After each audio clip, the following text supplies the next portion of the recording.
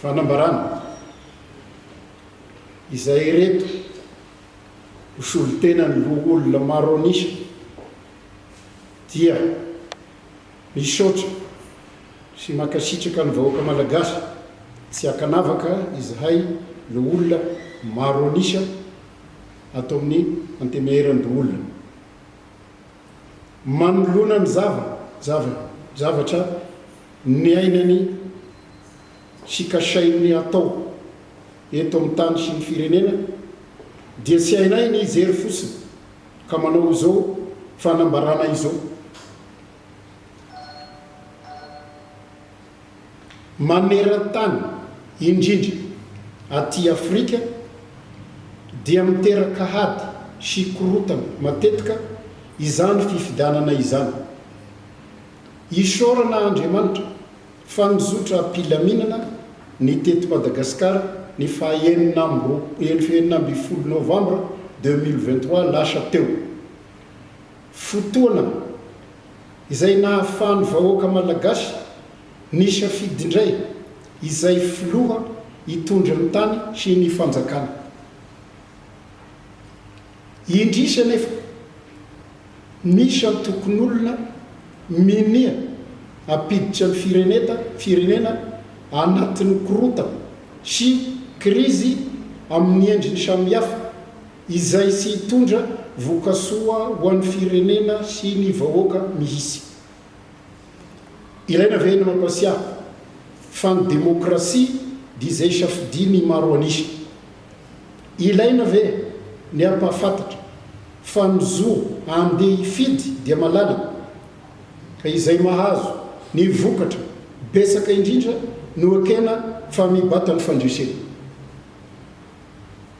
Ilaina ve ny mamerina fa ny olona anankiray rehefa nyrosaka ho fidiana dia vonona ny anaza sy anaiky ireo fisipika sy fepetra mifehy izany fifidianana izany ary indrindra fa nanao sonia ilay charte de la bonne conduite ny notarie ny Frédéric Ebert.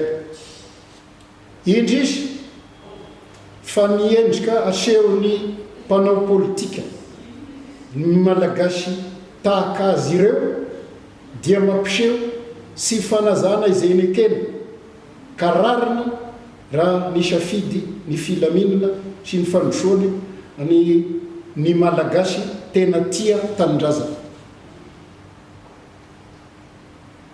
Ekena ary toavina hatrany ny fahalalana maneho hevitra rehefa manaraka ny fepetra sy ny soatoavina misy atao amin'ny tany sy ny firenena.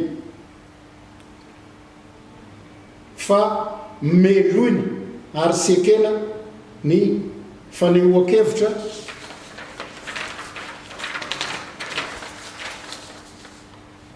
mifony fampiadina fampisaraham-bazana fanavokavana amin'ny endriny maro isan-karazana. Madagasikara mibanjina ny apiso tsara sy mamiratra ny tanjona ho tombosoan'ny rehetra sy ny taranaka faramandina. Havan'ny olona rehetra ny malagasy ka reo izay sara sitrapo vonona hitondra fahasoavana ho an'ny Madagasikara sy ny vahoaka malagasy arak'ireo fepetra voalamina sy voarindra amin'ny mahatanitandalana sy manana fiandranana azy dia raisina atanan-droa tokoa.